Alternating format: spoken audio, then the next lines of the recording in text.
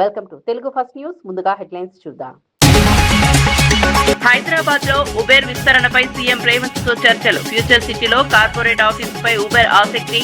Multilevel పార్కింగ్లపై Uber కు CM సూచనలు. Uber విస్తరణకు పూర్తి సహకారం ఇస్తామన్న సీఎం.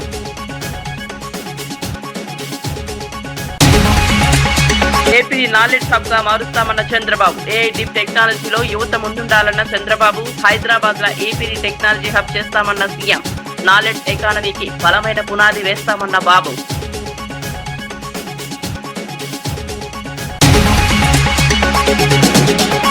తెనాలి అగ్ని ప్రమాదంపై మంత్రి మనోహర్ ఆవేదన.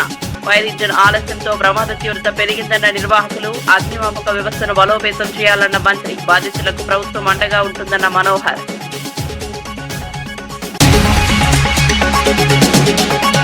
ఇచ్చిన మాట నిలబెట్టుకున్న పవన్ కళ్యాణ్. పెదపాడులో కొత్త పాఠశాల భవనం అందుబాటులోకి. అడవి తల్లి బాట హామీని అమలు చేసిన పవన్. విద్యార్థులకు మెరుగైన వసతులే లక్ష్యమన్న పవన్.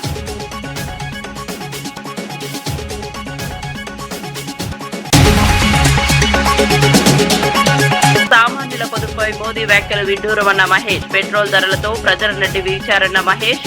వ్యక్తిగత విమర్శలతో రాజకీయాలు దిగజారుతున్నాయని వెల్లడి. తెలంగాణ అభివృద్ధికి ప్రభుత్వం కట్టుబడి ఉందని వ్యాఖ్య.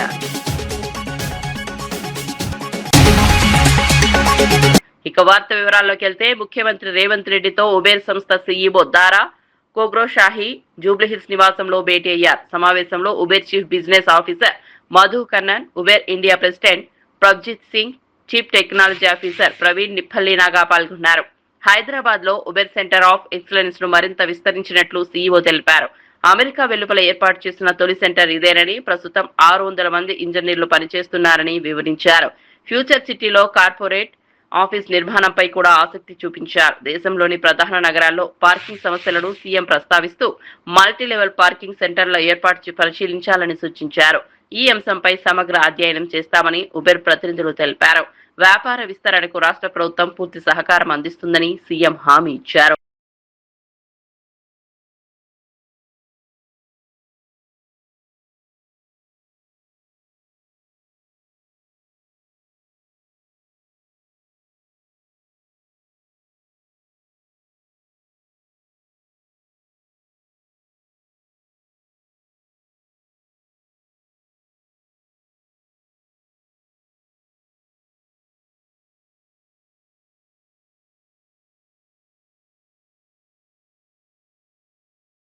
ఆంధ్రప్రదేశ్ ను భవిష్యత్తులో ప్రపంచ స్థాయి నాలెడ్జ్ హబ్ గా తీర్చిదిద్దడమే లక్ష్యమని సీఎం చంద్రబాబు నాయుడు అన్నారు. సమాజంలో మార్పు రావాలంటే విద్య, సాంకేతికత కీలకమని పేర్కొన్నారు. ఐటీ రంగంలో తెలుగువారు ఇప్పటికే ప్రపంచవ్యాప్తంగా అగ్రస్థానంలో ఉన్నారని, రాబోయే రోజుల్లో ఆర్టిఫిషియల్ ఇంటెలిజెన్స్, డీప్ టెక్నాలజీతో కూడా గ్లోబల్ లీడర్లుగా ఎదగాలని ఆకాంక్షించారు. యువత కోసం రాష్ట్రంలో నాలెడ్జ్ ఎకానమీకి బలమైన పునాది వేస్తామని తెలిపారు. కేవలం చదువు మాత్రమే కాదు, క్రమశిక్షణ, సామాజిక బాధ్యత కూడా ముఖ్యమని సూచించారు. నాడు హైదరాబాద్ ను ఐటీ హబ్ గా అభివృద్ధి చేసినట్లే ఇప్పుడు ఏపీని కూడా అదే స్థాయికి తీసుకెళ్తామని చెప్పారు. సాంకేతిక పునర్నిర్మాణంలో యువత, ప్రజలంతా భాగస్వాములు కావాలని సీఎం పిలుపునిచ్చారు. అవార్డు కూడా ఇచ్చే పరిస్థితికి వచ్చారు. నేను మామూలుగా ఏ అవార్డు ఒప్పుకునేవాడు కాదు, ఇది ఒప్పుకున్నా. దానికి కారణం ఏంటంటే, ఈ పేరు చెప్తే 10 మంది వచ్చి పెట్టుబడులు పెడతారు. ఇప్పుడు వచ్చిన పెట్టుబడి కంటే అదనంగా పెట్టుబడి వస్తుందని దీన్ని కూడా యాక్సెప్ట్ చేసే పరిస్థితికి వచ్చారు. అందుకే మీరు చూస్తే 23 నెలల్లో 23 లక్షల కోట్ల రూపాయలు పెట్టుబడులు వచ్చాయి. ఈ పెట్టుబడులన్నీ అయిపోతే 23 లక్షల మందికి ఉద్యోగాలు వస్తాయి. ఇప్పుడు భాస్కర్ రావు గారు చెప్పినట్టు 1,00,000 మంది ఉద్యోగాలు కానీ ఒక్క మెడికల్ ఫీల్డ్ లో ఆయన తయారు చేయగలిగితే, లేకపోతే 1,00,000 మంది యువతకు అవకాశాలు కల్పించగలిగితే, that is a additional bonus.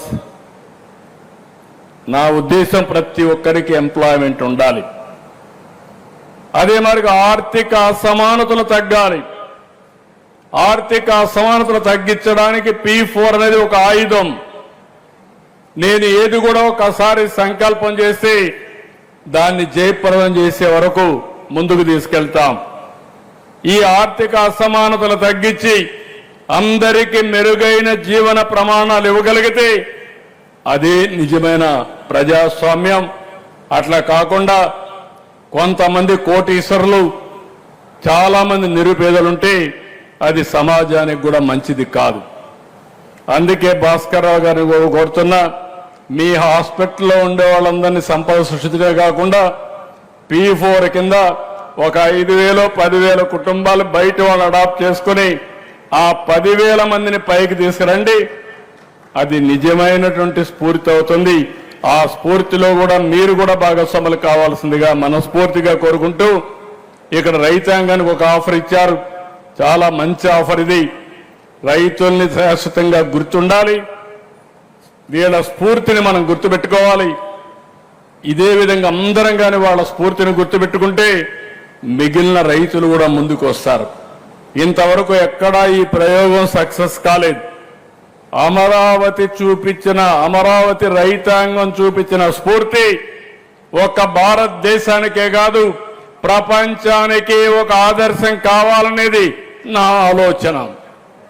నేను ఎప్పుడు కూడా మీరు గుర్తుపెట్టుకోవాల్సింది, భూమి అనేది ఒక సెంటిమెంట్. భూమి లేకపోతే అభివృద్ధి లేదు. హైదరాబాద్ని ఎయిర్పోర్ట్ కట్టాలనుకున్న ఆ రోజు 5,000 ఎకరాలు కావాలి. చాలా మంది ఎగతాళి చేశారు. 5,000 ఎకరాలు. బండి భగీరథపై నమోదైన కేసులో బీఆర్ఎస్ పార్టీ పూర్తిగా బాధితురాలి పక్షాన నిలుస్తుందని మాజీ మంత్రి గంగుల కమలాకర్ స్పష్టం చేశారు. తమ పార్టీ నేతల ఒత్తిడి వల్ల కేసు నమోదైందని పేర్కొన్నారు. ఇది పూర్తిగా చట్టపరమైన శాంతి భద్రతలకు సంబంధించిన అంశమని, దీనిని కులాన్ని ఆపాదించవద్దని హితవు పలికారు. బాధితురాలికి న్యాయం జరిగేలా చర్యలు తీసుకోవాలని డిమాండ్ చేశారు. కేసును రాజకీయ రంగు పొలమకుండా పారదర్శకంగా విచారణ జరపాలని కోరారు. చట్టం ముందు అందరూ సమానమేనని పేర్కొన్నారు. ఈ వ్యవహారంలో ఎవరిని కాపాడే ప్రయత్నం జరగకూడదని అన్నారు. బాధిత కుటుంబానికి పూర్తి మద్దతుగా నిలుస్తామని గంగుల కమలాకర్ వెల్లడించారు. బాధ్యత మీ మీద ఉంటుంది. సో ఈ కేసుకు పూర్తిగా సహకరించి నిన్న మీరు ఇచ్చిన స్టేట్మెంట్ కరీంనగర్లో నా కొడుకైనా పర్లేదు ఎవరైనా కానీ తప్పు చేసి శిక్షిస్తున్నారు, దాన్ని సాగసిస్తూ ఇప్పటికైనా చట్టానికి మీరు సహకరించమని కోరుతూ నిన్న కూడా ఒక వ్యాఖ్యలు చేశారు. ఇందులో ఎవరైతే కుట్ర పన్నారో వారందరూ కూడా అంతు చూస్తా అని ఒక బెదిరింపు ధోరణిలో మీరు చెప్పడం అనేది దాన్ని పూర్తిగా ఖండిస్తున్నాము. ఇలాంటి మానుకోండి. ఎవరిని బెదిరిస్తుండ్రు, ఎవరంతు చూస్తారు? ఆ బాధితురాలను అంతం చేస్తారా? లేకుంటే ఎవరు మాట్లాడిన రాష్ట్రంలో ఎవరు మాట్లాడినా కూడా అంతం చేసే దిశగా ఈ మాటలు ఒక హోమ్ మినిస్టర్ స్థాయిలో ఇది మీకు మంచిది కాదు. కాబట్టి దీన్ని పూర్తిగా సంపూర్ణంగా మేము ఖండిస్తూ ఇప్పటికైనా మీరు నేను చట్టానికి సహకరిస్తా అని చెప్పారు. చట్టానికి సహకరించండి. ఎవరు దోషినాడు వారికి శిక్ష పడే చేస్తాను. కాబట్టి డెఫినెట్గా పోలీసుకు చట్టానికి సంపూర్ణంగా మీరు సహకరించాలని చెప్పేసి మా ఎంపీగా మా రాష్ట్రం యొక్క కేంద్ర మంత్రిగా మీ అందరు కూడా చెప్పడం జరుగుతుంది. ఇప్పటికైనా బీజేపీ పార్టీ పక్షాన కానీ ఇంకెవరైనా కానీ ఇది ఏదో పార్టీలకు సంబంధించిన అంశమని బీఆర్ఎస్ పార్టీ ఒకటే మమ్మల్ని ఇబ్బంది పెడుతున్న దోషి కాదు. ఇది ప్రజా సమస్య. తెలంగాణ ప్రజలందరూ కోరుకొని గొంతెత్తి మాట్లాడిన అంశాన్ని బీఆర్ఎస్ పార్టీ ముందుకు తీసుకెళ్ళింది. ఏ పార్టీ తీసుకెళ్తుందా ఎవరు మాట్లాడతాం ఎట్లే కాదు. కానీ తెలంగాణ రాష్ట్రం తీసుకొచ్చిన పార్టీగా తెలంగాణ ప్రజల బాగోగాలు, తెలంగాణ రాష్ట్ర ప్రజలకు ఏదైనా ఇబ్బంది అయితే ముందుండేది బీఆర్ఎస్ పార్టీ. కాబట్టి ఇది డెఫినెట్గా ప్రజా సమస్య, రాష్ట్ర ప్రజల సమస్య, రాష్ట్ర ప్రజల భద్రత ఇష్యూ కాబట్టి నేను డెఫినెట్గా ముందుకెళ్తాను. కాబట్టి ఇప్పటికైనా రేపు కోర్టు పరిధిలో ఉన్న అంశం కాబట్టి ఇప్పటికైనా చట్టానికి సహకరించే విధంగా బండి సంజయ్ చేయాలని చెప్పేసి మేము కోరుతున్నాం, డిమాండ్ చేస్తున్నాం బీఆర్ఎస్ పార్టీ పక్షాన. అమెరికా అధ్యక్షుడు డొనాల్డ్ ట్రంప్ కీలక సదస్సు కోసం చైనా రాజధాని బీజింగ్ చేరుకున్నారు. ఈ పర్యటనలో ప్రముఖ పారిశ్రామికవేత్త ఎలాన్ మస్క్, ఎరిక్ ట్రంప్, లారా ట్రంప్ కూడా పాల్గొన్నారు. బీజింగ్ క్యాపిటల్ ఇంటర్నేషనల్ ఎయిర్పోర్ట్ లో చైనా ప్రభుత్వం ఘన స్వాగతం పలికింది. అధ్యక్షుడు జిన్పింగ్ తో ట్రంప్ జరిపే సమావేశంలో వాణిజ్యం, సాంకేతికత, అంతర్జాతీయ భద్రత వంటి కీలక అంశాలపై చర్చలు జరగనున్నాయి. ప్రపంచ ఆర్థిక పరిస్థితులు, ద్వైపాక్షిక సంబంధాలపై కూడా ఈ భేటీలో చర్చించే అవకాశం ఉందని విశ్లేషకులు భావిస్తున్నారు. ట్రంప్ పర్యటనకు ప్రపంచవ్యాప్తంగా ప్రాధాన్యత ఏర్పడింది.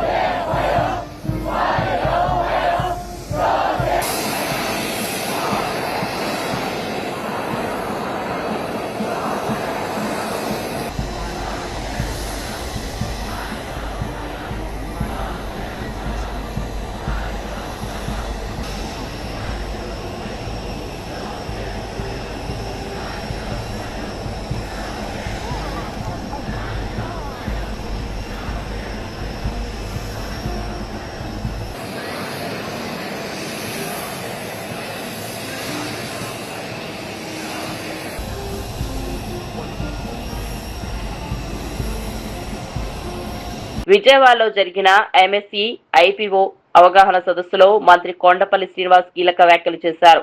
రాష్ట్రంలో 20 లక్షల ఉద్యోగాల కల్పన లక్ష్యంగా ప్రభుత్వం పనిచేస్తోందని తెలిపారు. ఎంఎస్ఎంఈ రంగాన్ని బలోపేతం చేసేందుకు ప్రత్యేక చర్యలు తీసుకుంటున్నామని పేర్కొన్నారు. రాష్ట్రంలో సొంతంగా స్టాక్ ఎక్స్చేంజ్ ఏర్పాటు చేసే ప్రతిపాదనలు సిద్ధమయ్యాయని వెల్లడించారు. దీని ద్వారా చిన్న పరిశ్రమలకు నిధుల సేకరణ సులభమవుతుందని చెప్పారు. పారిశ్రామికవేత్తలకు ప్రోత్సాహం అందించేందుకు కొత్త పథకాలు తీసుకొస్తామని తెలిపారు. మార్చి 25న మరిన్ని పథకాలు ప్రారంభం కానున్నాయని వెల్లడించారు.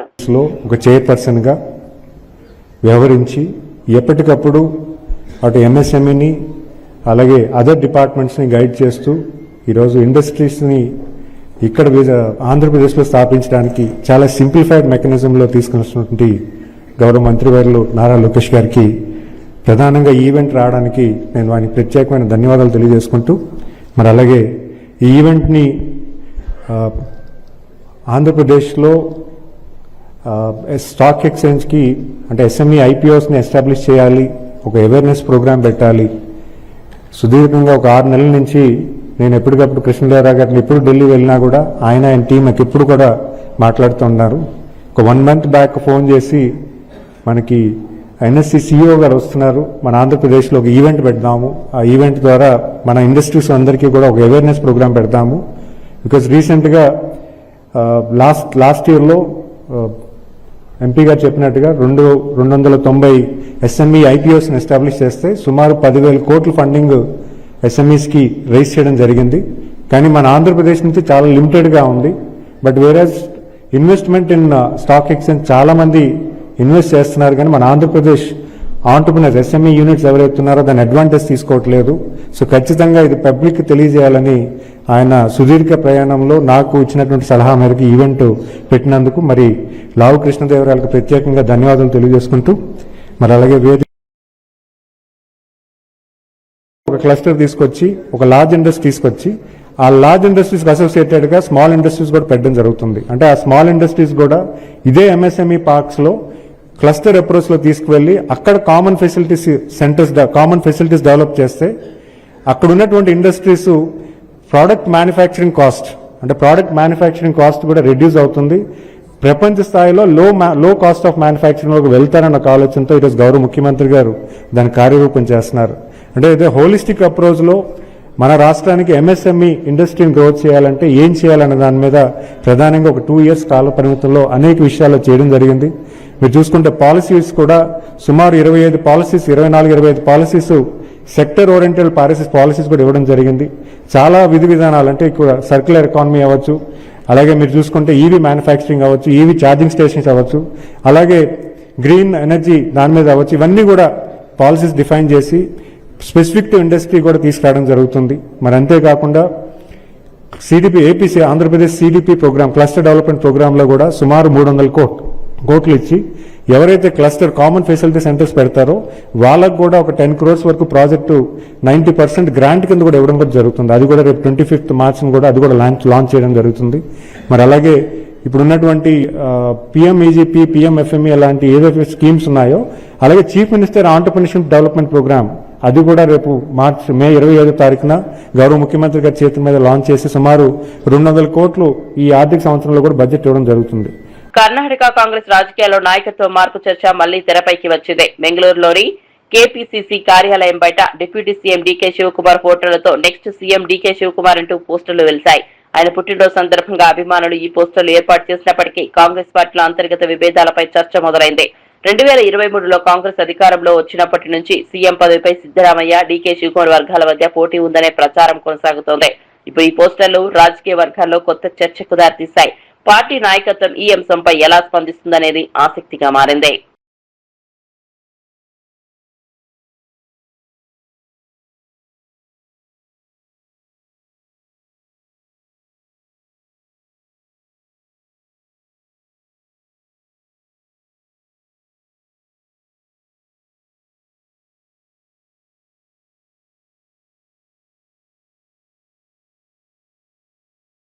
నల్గొండ జిల్లా మిర్యాలగూడలో ధాన్యం కొనుగోలు ప్రక్రియపై కలెక్టర్ చంద్రశేఖర్, ఎస్పీ శరత్ చంద్ర ఆకస్మిక తనిఖీలు నిర్వహించారు. ప్రభుత్వ ధాన్యం లారీల అన్లోడింగ్ తీవ్ర జాప్యం జరుగుతుండటంపై అధికారులు ఆగ్రహం వ్యక్తం చేశారు. ప్రైవేట్ ధాన్యానికి ప్రాధాన్యమిస్తూ ప్రభుత్వ ధాన్యాన్ని గంటల తరబడి నిలిపివేస్తున్నారని గుర్తించారు. మిల్లర్ల నిర్లక్ష్యంపై కలెక్టర్ తీవ్ర హెచ్చరికలు జారీ చేశారు. కొనుగోలు నిబంధనలు ఉల్లంఘించిన వారిపై కఠిన చర్యలు తీసుకుంటామని స్పష్టం చేశారు. ప్రభుత్వ ధాన్యం వెంటనే అన్లోడ్ చేసేలా చర్యలు తీసుకోవాలని అధికారులకు ఆదేశించారు. రైతులు ఇబ్బందులు పడకుండా కొనుగోలు ప్రక్రియను వేగవంతం చేయాలని సూచించారు. ఇక్కడ మొత్తం అంతా అన్లోడింగ్ అనేది వితిన్ 12 అవర్స్ మించకుండా అన్లోడింగ్ చేసి తిరిగి సెంటర్కి వెళ్లే విధంగా ఒక ప్లాన్ ఆఫ్ యాక్షన్ అనేది రూపొందించడం జరుగుతుంది. రైతులందరూ కూడా ఎవరు కూడా మనకు కొనుగోలు జరగట్లేదని చెప్పేసి బాధపడాల్సిన అవసరం లేదు. కొనుగోలు వేగవంతం చేయడానికి ప్రభుత్వం కూడా అన్ని రకాలైన ఆదేశాలు జారీ. తెనాలిలో సూర్య వర్క్ షాప్ లో జరిగిన అగ్ని ప్రమాదం బాధాకరమని మంత్రి నాదెండ్ల మనోహర్ అన్నారు. ఘటనా స్థలాన్ని సందర్శించిన ఆయన ప్రమాదానికి గల కారణాలపై ఆరా తీశారు. ఫైర్ ఇంజిన్ సమయానికి రాకపోవడం వల్లే ప్రమాద తీవ్రత పెరిగిందని నిర్వాహకులు కాటూరి వెంకటేశ్వరరావు, రవిచంద్ర వివరించారు. అత్యవసర సేవల స్పందనపై ఇప్పుడు ప్రశ్నలు తలెత్తుతున్నాయి. భవిష్యత్తులో ఇలాంటి ఘటనలు జరగకుండా చర్యలు తీసుకోవాలని మంత్రి అధికారులను ఆదేశించారు. అగ్నిమాపక వ్యవస్థను మరింత బలోపేతం చేయాల్సిన అవసరం ఉందన్నారు. బాధితులకు ప్రభుత్వం అండగా ఉంటుందని హామీ ఇచ్చారు. ప్రమాదంపై పూర్తి నివేదిక సమర్పించాలని అధికారులను మంత్రి ఆదేశించారు. అది ఖచ్చితంగా మనకి తెనాలి పట్టణంలోనే పర్మనెంట్ గా ప్లేస్ అయ్యేటట్టు అటు ఇటు తిరగకుండా మనకి అందుబాటులో ఉండే విధంగా తప్పకుండా ఇమీడియట్ గా చర్యలు తీసుకుని మంత్రి గారితో కూడా నేను మాట్లాడి అటువంటి ఇబ్బంది కలగకుండా మన వరకు కూడా ఈ ప్రాంతంలో సురక్షితంగా తీసుకోవాల్సిన చర్యలు ప్రభుత్వం నుంచి మేము తీసుకుంటాం. 7:45కి ఆ టైంలో ఫోన్ వచ్చింది, చుట్టుపక్కల ఏదో మీ షాప్లో ఏదో పొగొస్తుంది, ఏదో మంటలు తగ్గుతున్నట్టున్నాయని. వెంటనే మేము మా అబ్బాయి ఇంకా మా వర్కర్స్ కూడా అందరూ ఇక్కడ రావడం జరిగితే అప్పటికే ఫైర్ ఎక్కువైంది. అయితే ఎమ్మటే ఫైర్ ఇంజిన్కి ఫోన్ చేయడం జరిగింది. ఇది కనుక సకాలంలో వచ్చుంటే మాకు ఇంత నష్టం జరిగేది కాదు. ఎందుకంటే 8 గంటలకి మేము ఫైర్ ఇంజిన్ ఫోన్ చేస్తే 9:30కి వచ్చింది. మరి 1.5 అవర్ జరిగింది కాబట్టి దాదాపు జరగాల్సిన నష్టం అంతా జరిగిపోయింది. ఇప్పుడు ఫైర్ ఇంజిన్లోనే మాకు ఎక్కువగా కనిపించింది. దాదాపు 30 లక్షల రూపాయల పైన తెలుగు నష్టం వాటిని అనుకుంటున్నాం. అల్లూరు జిల్లా పెదపాడులో పాఠశాల భవనం నిర్మిస్తామని ఇచ్చిన హామీని ఉప ముఖ్యమంత్రి పవన్ కళ్యాణ్ నిలబెట్టుకున్నారు. 15,50,000 వ్యయంతో నిర్మించిన కొత్త పాఠశాల భవనం అందుబాటులోకి వచ్చినట్లు వెల్లడించారు. గతేడాది అడవి తల్లి బాట కార్యక్రమంలో పాల్గొన్న పవన్ గ్రామంలోని శిథిలావస్థలో ఉన్న పాఠశాలను పరిశీలించారు. అప్పట్లో ఉపాధ్యాయుడు రంగయ్య కొత్త భవనం అవసరాన్ని వివరించగా సభా వేదికపైనే నిర్మిస్తామని హామీ ఇచ్చారు. ఇప్పుడు ఈ హామీ అమలవడంతో గ్రామస్తులు ఆనందం వ్యక్తం చేస్తున్నారు. విద్యార్థులకు మెరుగైన వస్తువులు కల్పించడమే లక్ష్యమని పవన్ తెలిపారు. గ్రామ అభివృద్ధి కోసం ప్రభుత్వం కట్టుబడి ఉందన్నారు. పవన్ కళ్యాణ్ కు గ్రామస్తులు కృతజ్ఞతలు తెలిపారు. శ్రీమతి మ్యాగీ గారు కొన్ని గ్రామ సమస్యల దృష్టికి తీసుకొచ్చారు. అలాగే ప్రైమరీ స్కూల్లో పెదపాడు టీచర్ రంగయ్య గారు ప్రత్యేకించి పిల్లలకి ఎలా పాఠాలు చెప్తారో చాలా అద్భుతంగా చేశారు. అలాగే వర్షాలు పడుతున్న సమయంలో మాకు స్కూల్కి నీళ్లు గారిపోతున్నారని వెంటనే అతి సమీపంలోనే అంటే వెంటనే 12 పనులు అడిగారు. 12 పనులని మంజూరు చేశాం. రొయ్యల ఫీడ్ ధరలను ఏకపక్షంగా పెంచడంపై మంత్రి అచ్చెన్నాయుడు ఆగ్రహం వ్యక్తం చేయడంతో ఫీడ్ తయారీ సంస్థలు వెనక్కు తగ్గాయి. పెంచిన ధరల అమలును తక్షణమే నిలిపివేస్తున్నట్లు అసోసియేషన్ ప్రకటించింది. రైతుల ప్రయోజనాలే ప్రభుత్వ మొదటి ప్రాధాన్యమని మంత్రి స్పష్టం చేశారు. ఈ నెల 15న రైతులు, అధికారులు ఫీడ్ సంస్థలతో ఉమ్మడి సమావేశం నిర్వహించి తుది నిర్ణయం తీసుకోనున్నట్లు తెలిపారు. ధరల పెంపుతో ఆక్వా రైతులు తీవ్ర ఇబ్బందులు ఎదుర్కొంటున్నారని పేర్కొన్నారు. రైతులపై అదనపు భారం పడకుండా ప్రభుత్వం చర్యలు తీసుకుంటోందన్నారు. ఫీడ్ కంపెనీలు కూడా రైతుల పరిస్థితిని అర్థం చేసుకోవాలని సూచించారు. రాష్ట్రంలో ఆక్వా రంగ అభివృద్ధికి ప్రభుత్వం కట్టుబడి ఉందని మంత్రి తెలిపారు.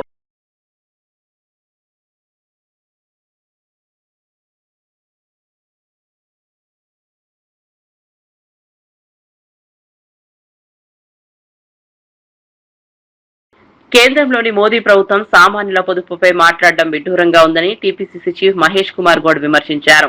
అంతర్జాతీయ మార్కెట్లో క్రూడ్ ఆయిల్ ధరలు తగ్గినా దేశంలో పెట్రోల్ ధరలు నిలిపించి ప్రజల నడ్డి విరిచాయని మండిపడ్డారు. సామాన్యులపై ఆర్థిక భారం పెరుగుతుండగా కేంద్రం ప్రజలకు ఉపశమనం కల్పించడంలో విఫలమైందన్నారు. ముఖ్యమంత్రి రేవంత్ రెడ్డిపై బీఆర్ఎస్ నేత కేటీఆర్ వాడుతున్న భాష అభ్యంతరకరమని పేర్కొన్నారు. సోషల్ మీడియాలో అసభ్యకర పోస్టులు పెడుతూ రాజకీయాలను దిగజారుస్తున్నారని ఆరోపించారు. ప్రజా సమస్యలపై చర్చించకుండా వ్యక్తిగత విమర్శలకు దిగడం సరికాదన్నారు. తెలంగాణ అభివృద్ధికి కాంగ్రెస్ ప్రభుత్వం కట్టుబడి ఉందని మహేష్ కుమార్ గౌడ్ స్పష్టం చేశారు. పెద్ద సినిమాల విడుదల విషయంలో ఎలాంటి సమస్యలు రాకుండా చూసుకుని ఇప్పుడు తమ సినిమా రిలీజ్ సమయంలోనే పర్సెంటేజీల వివాదాన్ని తెరపైకి తీసుకురావడం వెనుక ఉద్దేశం ఏమిటని నిర్మాత రవిశంకర్ ప్రశ్నించారు. నిజంగా పర్సంటేజీ విధానాన్ని మార్చాలనే ఆలోచన ఉంటే మీ సినిమాల సమయంలోనే అమలు చేసి ఆదర్శంగా నిలవాల్సిందిగా వ్యాఖ్యానించారు. అలా చేసి ఉంటే ఫిలిం నగర్ లో మీకు విగ్రహం కూడా కట్టించే వాళ్ళమని సెటైర్లు వేశారు.